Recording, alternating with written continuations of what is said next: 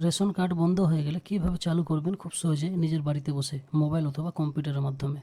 তো চলুন দেরি না করে শুরু করা যাক আজকের এই ভিডিওটি। তো রেশন কার্ড চালু করার জন্য কিন্তু একটি কেওয়াইসির প্রয়োজন পড়ে, সেটি হচ্ছে আধার কার্ড দিয়ে কিন্তু কেওয়াইসি করতে হয়।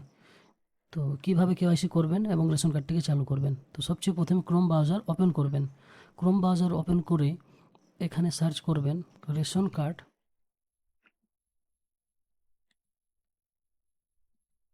কেওয়াইসি। এবার এটিকে সার্চ করুন।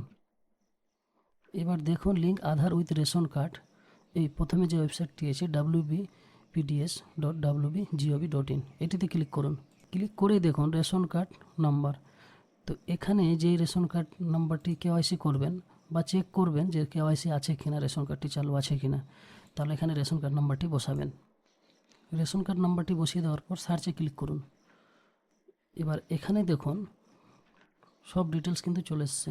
যদি আধার লিঙ্ক না থাকতো তাহলে এখানে আধার কিন্তু নট লিঙ্ক দেখাতো, মানে এখানে লাল দেখাতো, এবং মোবাইল নাম্বার লিঙ্ক না থাকলেও কিন্তু এখানে ফাঁকা দেখাতো।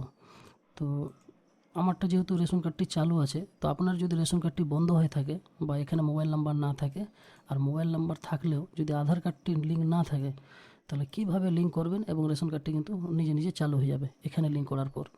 তো এখানে দেখুন link Aadhaar and mobile number লেখা আছে। তো এর আগে বলি একটা কথা, যে আধার কার্ডে কিন্তু আপনার মোবাইল নাম্বার কিন্তু লিঙ্ক যেন আগেতে থাকে। যদি আধার কার্ডে মোবাইল নাম্বার লিঙ্ক না থাকে, তাহলে আগে আধার কার্ডের সাথে মোবাইল নাম্বার লিঙ্ক করে নেবেন আধার সেন্টারে গিয়ে বা কোথাও গিয়ে, তারপরে কিন্তু এখানে রেশন কার্ডটি লিঙ্ক হবে। তো এবার এই অপশানে এসেই লিঙ্ক আধার অ্যান্ড মোবাইল নাম্বারে ক্লিক করবেন। ক্লিক করে এখানে কিন্তু আপনার আধার নাম্বারটি ক্লিক করবেন। ক্লিক করে এখানে টিক চিহ্ন দিবেন, দিয়ে এখানে সেন্ড ওটিপিতে ক্লিক করুন। সেন্ড ওটিপিতে ক্লিক করার পর একটি আপনার মোবাইলে ওটিপি আসবে, সেই ওটিপিটি এখানে বসাবেন। ওটিপি বসিয়ে দেওয়ার পর সাবমিটে ক্লিক করুন। তো এখানে কিন্তু ফটোর সঙ্গে আপনার টোটাল ডিটেলস চলে আসবে।